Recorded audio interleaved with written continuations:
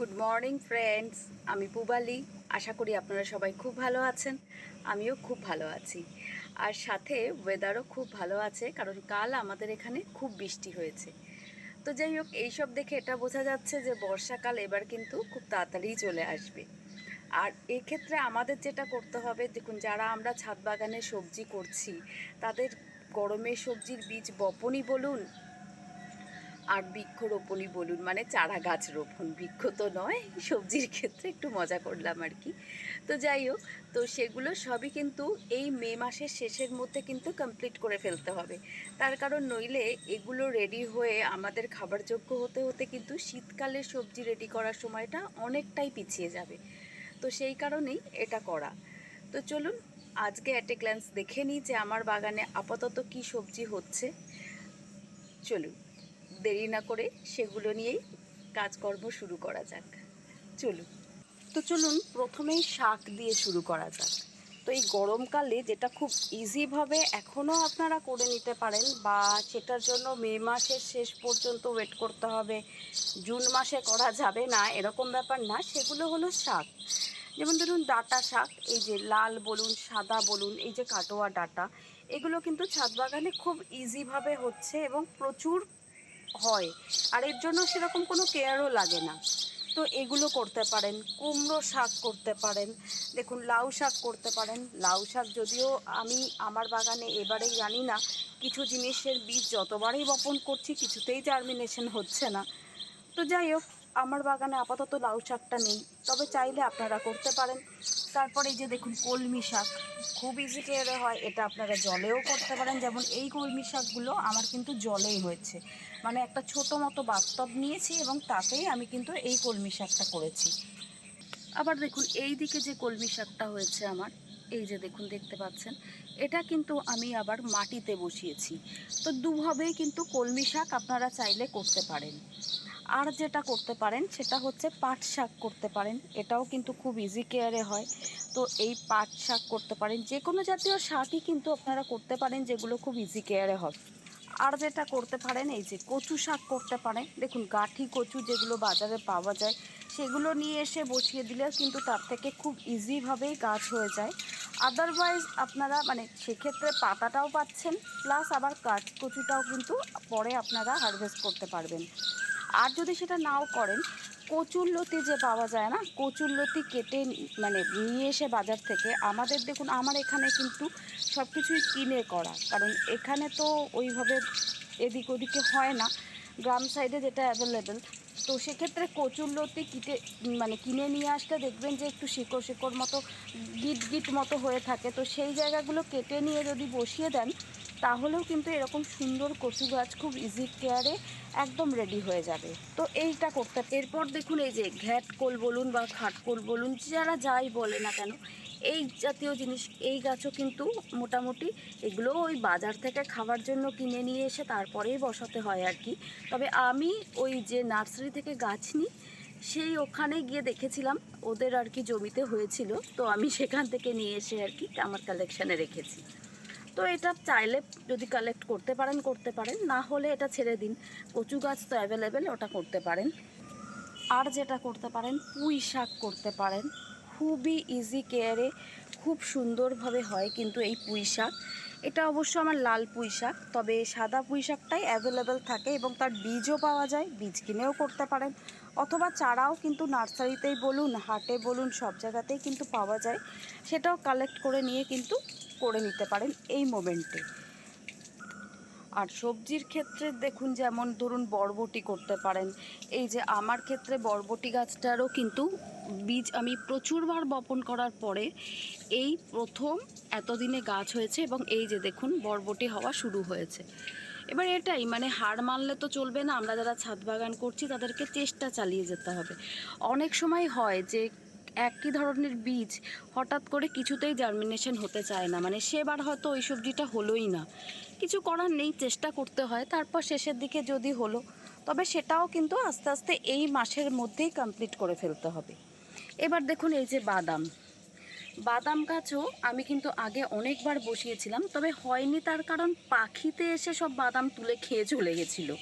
তো যাই হোক, সেটা তো কিছু করার নেই। তো এবার কি করেছি, বাদাম বসিয়েছি আবারও, এবং দেখুন এই যে প্রচুর চারা বেরোচ্ছে আস্তে আস্তে। এটা করেছি কি, ঝুড়ি চাপা দিয়ে রাখি আমি। এই সকালবেলাতে যখন আমি বাগানে আসি, এসে ঝুড়ি চাপা দিয়ে রাখি, আবার ওই সন্ধ্যের পরে একটু খুলে রাখি, এইভাবে করছি। তো সেই কারণে কিন্তু আস্তে আস্তে এই যে দেখুন হচ্ছে কিন্তু বাদামটা। তো এটা করতে পারেন। তারপরে এই যে দেখুন বেগুনের চারা আমি এখানে বসিয়েছি, এবং সেগুলো কিন্তু খুব সুন্দরভাবে হচ্ছে। যদিও এই বেগুনের চারাগুলো আমি কিনে করিনি, আমার বাগানেই যে আমি কিচেন ওয়েস্ট, গার্ডেন ওয়েস্ট দিয়ে গাছ করি, সেখান থেকেই আর কি অটোমেটিক্যালি হয়েছে। তো এটা করতে পারেন। বেগুন এখনও লাগিয়ে রাখতে পারেন, গরমের যে বেগুনগুলো আছে। আর যেটা করতে পারেন, লঙ্কা করতে পারেন। প্রচুর লঙ্কা এখনও সময় আছে।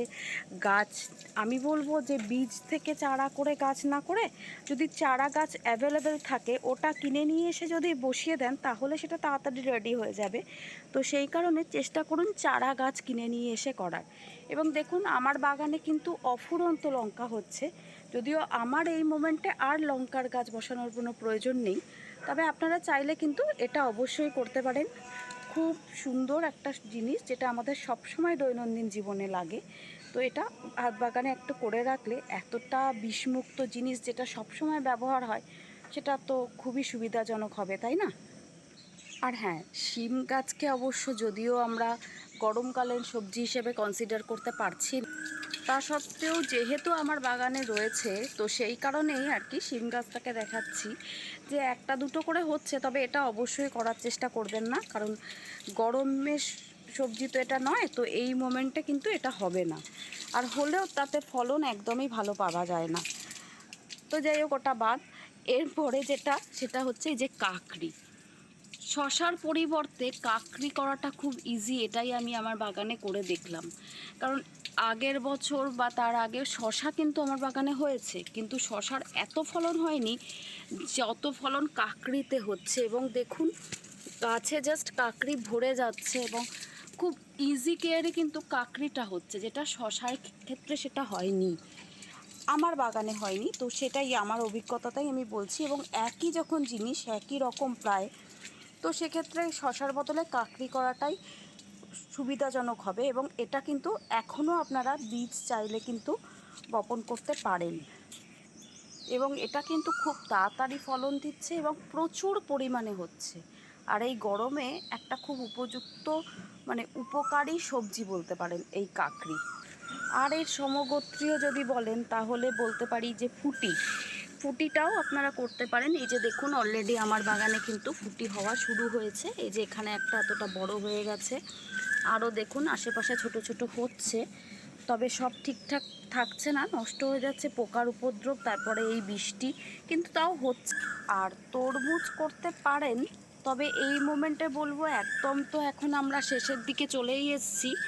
তো সেই কারণে তরমুজটা এখন বীজ বপন করে গাছ হয়ে তরমুজ হতে হতে সেই তরমুজ আর বড় খুব একটা হবে বলে মনে হয় না। কারণ দেখুন আপনার ছাদ বাগানে খুবই অল্প জায়গার মধ্যে করি। এই যে দেখুন অলরেডি আমার কিন্তু কিছু তরমুজ ধরছে, এই যে দেখুন এদিকেও কিছু ধরছে, কিন্তু যেগুলো হয়ে গেছে সেগুলোই এক্সট্রা করে আমি কিন্তু তরমুজ গাছ আর এখন কোনোভাবেই বীজ কিন্তু আর বপন করব না। তবে ফুটিটা চাইলে করতে পারেন, কারণ ফুটিটা কিন্তু তুলনামূলক অনেক তাড়াতাড়ি হচ্ছে, তো ওটা করতে পারেন। তাহলে কাকড়ি করতে পারেন, ফুটিও করতে পারেন, তবে তরমুজটা আমি বলবো না করাই ভালো। আর যেটা করতে পারেন, চাল কুমড়ো করতে পারেন এখনও। এই যে দেখুন আমার চাল কুমড়ো গাছটা বেশ সুন্দর হচ্ছে। তবে হ্যাঁ, এক্ষেত্রে আপনারা চিচিংকে করতে পারেন। আমি প্রচুরবার এবার চিচিংয়ের বীজ কিন্তু বপন করলাম, কিন্তু জানি না, এবছর প্রথমই বাগানে করার ইচ্ছে হয়েছিল চিচিংকেটা, কিন্তু এখনও অবধি সাকসেসফুল হয়নি। আবারও মাঝে বীজ বসিয়েছি, দেখা যাক হয় কি না। তবে শেষ মোমেন্ট পর্যন্ত চেষ্টা তো আমি করেই যাব। তো ওটা করতে পারেন। আর ঝিঙে তো করতেই পারেন, ঝিঙে আমার প্রত্যেক বছরই প্রচুর হয় বাগানে। তবে এবছর থেকে ওটা করা আমি বন্ধ করলাম, মানে আর করব না কোনো দিন আমার বাগানে ঝিঙে। তো সেটা কেন, সেই প্রসঙ্গে আর যাচ্ছি না, একটা কারণ আছে, কোনো দিন নিশ্চয়ই শেয়ার করব। তো যাই হোক, এগুলো আপনারা করতে পারেন, অনায়াসে হবে। চাল কুমড়ো এটাও করতে পারেন। আর ঢ্যাঁড়স বা ভেন্ডি তো করতেই পারেন। এখনও অবধি বীজ বপন করে দিন, খুব তাড়াতাড়ি গ্রো করে গাছ এবং খুব তাড়াতাড়ি কিন্তু ফলন পেতে থাকবেন। এবং আমি যেটা দেখেছি আমার অভিজ্ঞতায়, এই ঢ্যাঁড়স বা ভেন্ডি এটা কিন্তু শীতকালেও গাছ যদি একটু ঠিকঠাক করে রাখা যায়, কম বেশি করে সারা শীতকাল কিন্তু ফলন দেয়। তো সেহেতু এটা কিন্তু করার সময় এখনও যথেষ্টই আছে। তো এর বীজ কিন্তু বপন করে দিতে পারেন আপনারা চাইলেই। আর করতে পারেন বেগুন করতে পারেন। এই যে দেখুন, এখন যে গরমের বেগুনগুলো, এই যে এটা একটা মুক্তকেশী বেগুন বলেছিল নাম, তো সেটাই দেখছি খুব সুন্দর ফলন হচ্ছে এবং খুব বড় বড় সুন্দর বেগুন হচ্ছে। তো এটা করতে, এই যে দেখুন চারিদিকে কিন্তু বেগুন ধরেছে এবং প্রচুর বেগুন হচ্ছে। আর একটা ব্যাপার কি বলুন তো, শীতের বেগুনই বলুন আর গরমের বেগুনই বলুন, হ্যাঁ গরমের বেগুন হয়তো শীতকালে তুলনামূলক সাইজটা একটু ছোট হয়ে যাবে, কিন্তু ফলন কিন্তু পাবেন। আর ঠিক সেরকমই শীতের বেগুন গাছ হয়তো শীতে ভালো ফলন দেবে, গরমে তুলনামূলক কম পাবেন, কিন্তু কিন্তু হতে থাকে সারা বছর। তো এই ইজি ওয়েতে এই সবজিগুলো কিন্তু আপনারা আপনাদের ছাদ বাগানে করে নিতে পারেন এখনও। কারণ এগুলো গাছ তো অ্যাভেলেবেল থাকেই, যদি একটু কাছাকাছি হাট থাকে সেখান থেকে কালেকশন করে নিয়ে যদি বসিয়ে দেন, তো খুব তাড়াতাড়ি এগুলো গ্রো করে এবং এগুলো কিন্তু আপনারা ছাদ বাগানে করতে পারেন। আর গরমে রিফ্রেশ থাকার জন্য যদি চান তাহলে পুদিনা পাতা করতে পারেন। এটা কিন্তু খুব খুব ইজি কেয়ারে হবে এবং বাগানে অ্যাভেলেবেল থাকলে যখন তখন দরকার হলেও বাগান থেকে নিয়ে নিলেন। আর একদম জৈবভাবে করা জিনিস, দুটোরই মানে প্রচণ্ড অ্যাডভান্টেজ রয়েছে। তো সেটা কিন্তু চাইলে আপনারা করতেই পারেন। তো আপাতত আমার বাগানে তো এই ধরনের সবজিই রয়েছে, এর থেকে বেশি কোনো সবজির কালেকশন আপাতত নেই। আর ভবিষ্যতে গরমের সবজি খুব একটা আর আমার বাড়াবার ইচ্ছাও নেই, কারণ যেহেতু এরপরে আবার শীতের প্রস্তুতি নিতে হবে আর কি। তো সেই জন্যেই আমি আর কিছু বাড়াবো না। তো তাই আজকের মতো ভিডিওটা আমি এখানেই শেষ করব। যদি আপনাদের ভালো লেগে থাকে তাহলে অনেক অনেক ভালোবাসা দিয়ে আমার পাশে থাকবেন, আর একটু লাইক আর শেয়ার করে দেবেন। আর যারা আমার নতুন বন্ধু আছো বা আছেন, তাদেরও যদি আমার ভিডিওটা ইনফরমেটিভ মনে হয়, ভালো লেগে থাকে, তাহলে প্লিজ চ্যানেলটা সাবস্ক্রাইব করে বেল আইকনটা প্রেস করে দিও। খুব তাড়াতাড়ি আবার একটা নতুন ভিডিওর সাথে দেখা হবে। আজকের মতো তাহলে বিদায়, টাটা।